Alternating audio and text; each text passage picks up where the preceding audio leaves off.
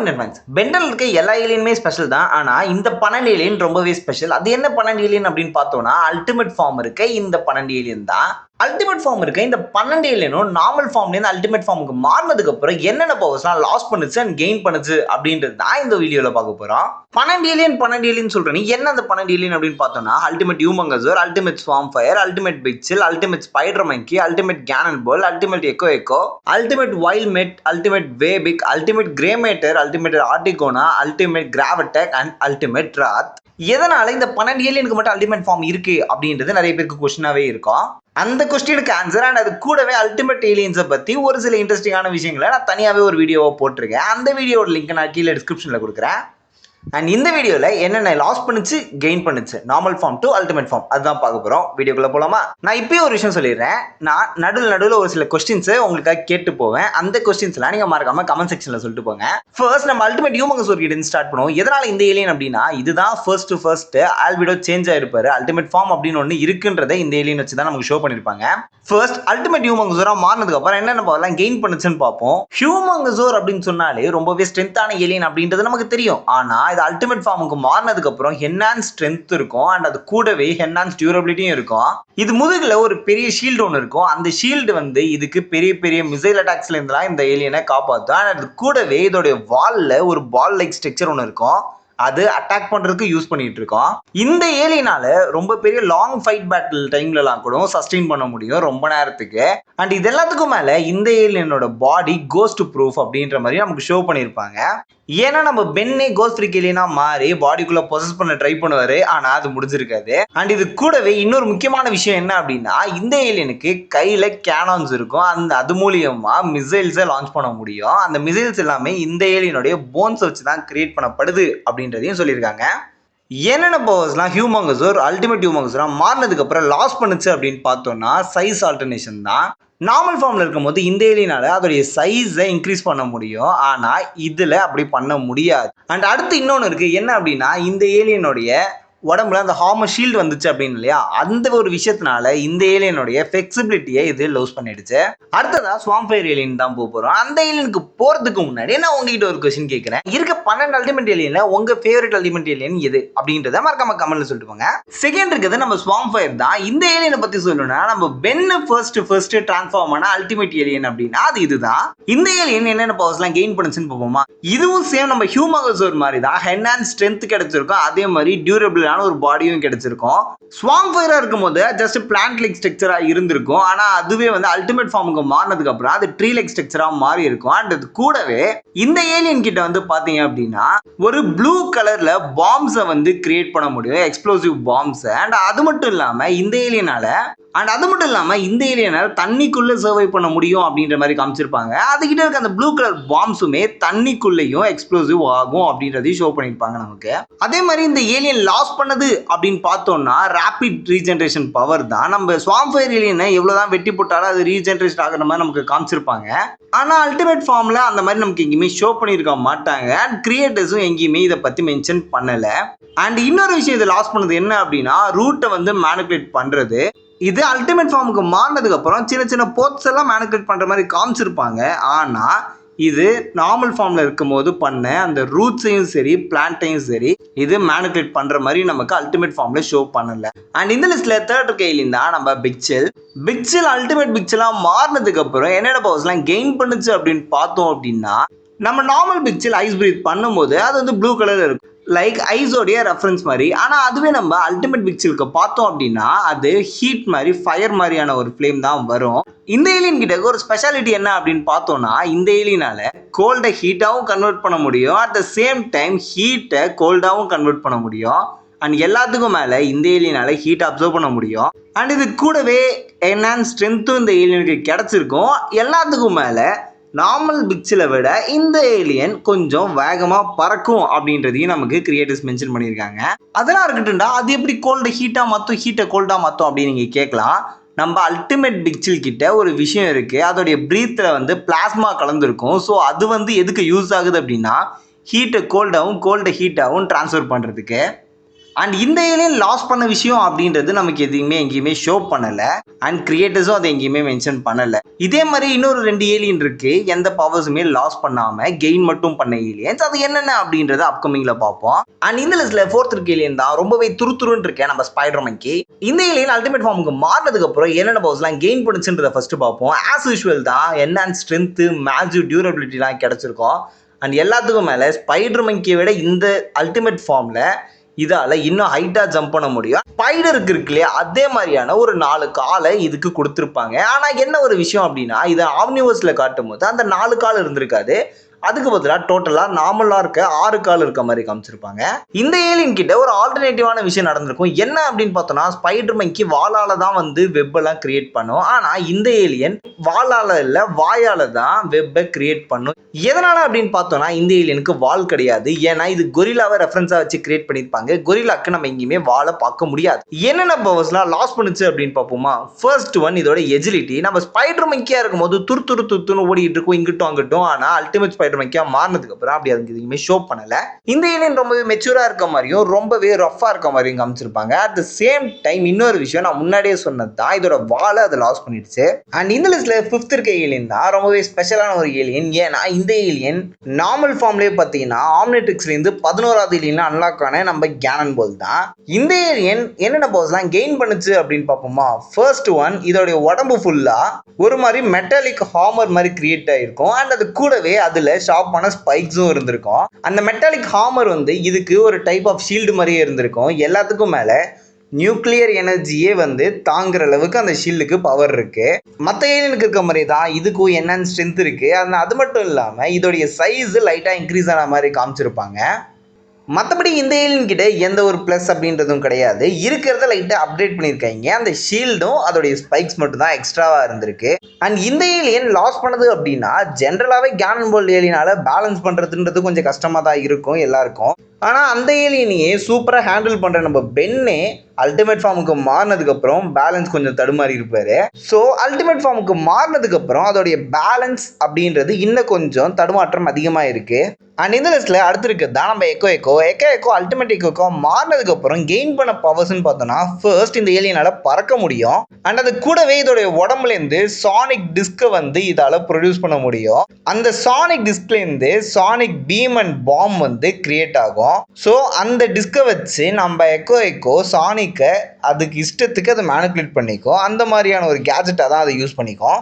And இந்த ஏலியனும் enhance டியூரபிலிட்டியை gain பண்ணியிருக்கோம். நம்ம கெவின் 11 அல்டிமேட் கெவின் 11 கதற விட்ட ஒரு ஏலியன் அப்படின்ற பட்டத்தை பெற்றது நம்ம அல்டிமேட் எக்கோ. இது என்னென்ன பவர்ஸ்லாம் லாஸ் பண்ணுச்சு அப்படின்னு பார்த்தோம்னா, செல்ஃப் டூப்ளிகேஷன் தான். இதோடைய நார்மல் ஃபார்மில் இருக்கும் போது இதால் மல்டிபிள் டூப்ளிகேட்ஸை கிரியேட் பண்ணிக்க முடியும், க்ளோன்ஸை. ஆனால் அல்டிமேட் ஃபார்மில் அப்படி பண்ண முடியாது. அண்ட் அது கூடவே இந்த ஏலியனுமே பார்த்தோம் அப்படின்னா நம்ம ஸ்பைடர் மங்கி மாதிரி தான் ரொம்பவே துருன்னு இருந்த ஒரு ஏலியனாக இருந்திருக்கும். ஆனால் அல்டிமேட் ஃபார்முக்கு மாறினதுக்கப்புறம் ரொம்ப சைலண்டாக இருக்க ஏலியனாக காமிச்சிருப்பாங்க.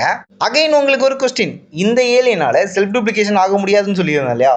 ஒருவேளை நீங்கள் எக்கோவாக மாறுறீங்க, இல்லை நீங்கள் அந்த இடத்துல ஒரு கிரியேட்டராக இருந்திருந்தீங்க அப்படின்னா நீங்கள் அல்டிமேட் ஃபார்முக்கு செல்ஃப் டூப்ளிகேஷன் பவர் கொடுத்துருப்பீங்களா, இல்லை இந்த டிஸ்க் இருக்கு இல்லையா, ஸோ இதோட மல்டிபிள் மேனிபுலேஷன் இருக்கு இல்லையா, ஸோ அது மட்டும் போதும் அப்படின்ற மாதிரி விட்டுருப்பீங்களா அப்படின்றத கமெண்ட்டில் சொல்லிட்டு போங்க. அண்ட் 7th இருக்க ஏலியன் தான் நம்ம வைல்ட்மேட். இந்த ஏலியன் கிட்ட இருக்க என்னென்ன பவர்ஸ்லாம் கெயின் பண்ணுச்சு அப்படின்னு பார்த்தோம் அப்படின்னா, ஃபர்ஸ்ட் வந்து இந்த ஏலியனுக்கு பெருசாக வீக்னஸ் அப்படின்னா அதில் பேச முடியாது அப்படின்றது தான்.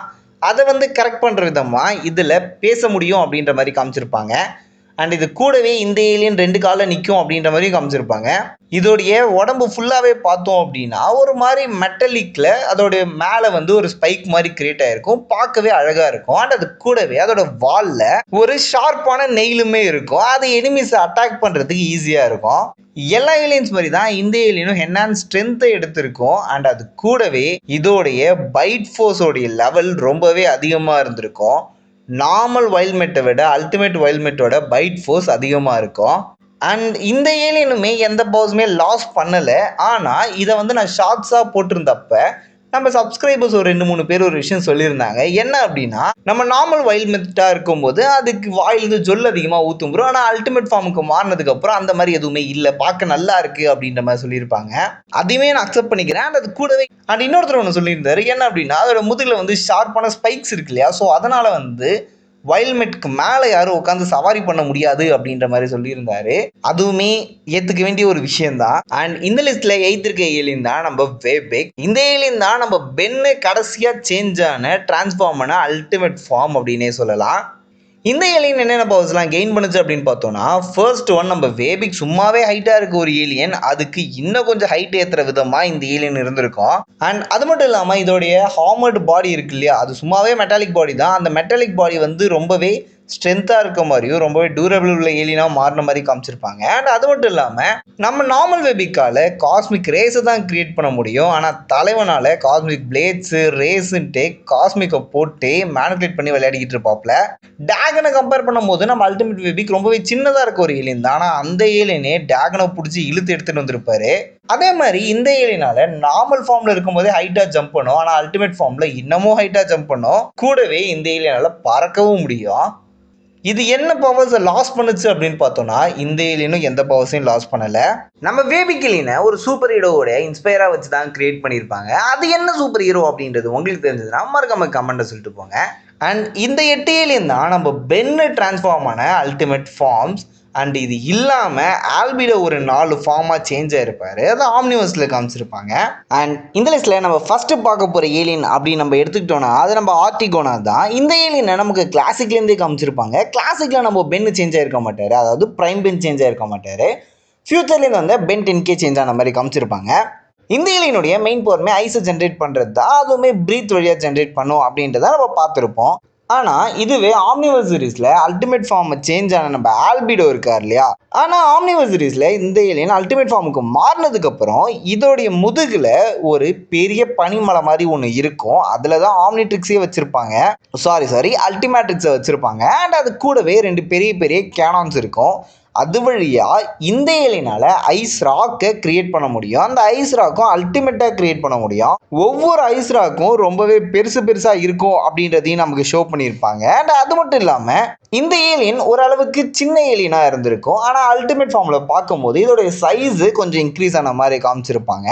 இந்த ஏலியன் நார்மல் ஃபார்ம்லேருந்து மாறினதுக்கப்புறம் என்னென்ன பவர்ஸ்லாம் லாஸ் பண்ணுச்சு அப்படின்னு பார்த்தோன்னா, இது வாயால் ப்ரீத் பண்ணி ஐஸ் விடும் இல்லையா, அந்த பவரை இது லாஸ் பண்ணியிருக்கு. அண்ட் அது மட்டும் இல்லாமல் அண்ட் அது கூடவே இதோடைய முதுகில் வெயிட்டான சில விஷயங்கள் அந்த 2 கேனான்ஸும் அந்த கூடவே அந்த மலை மாதிரியான ஸ்ட்ரக்சர் அது முதுகில் வந்ததுனால இதால் இதோடைய மொமெண்டம் ஸ்பீடை இது லாஸ் பண்ணிடுச்சு. அண்ட் அது கூடவே இதோடைய எபிலிட்டி அப்படின்னு நம்ம எடுத்துக்கிட்டோன்னா வால் கிளைம்பிங் அப்படின்றதும் இதோட ஒரு எபிலிட்டியாக இருந்திருக்கும்.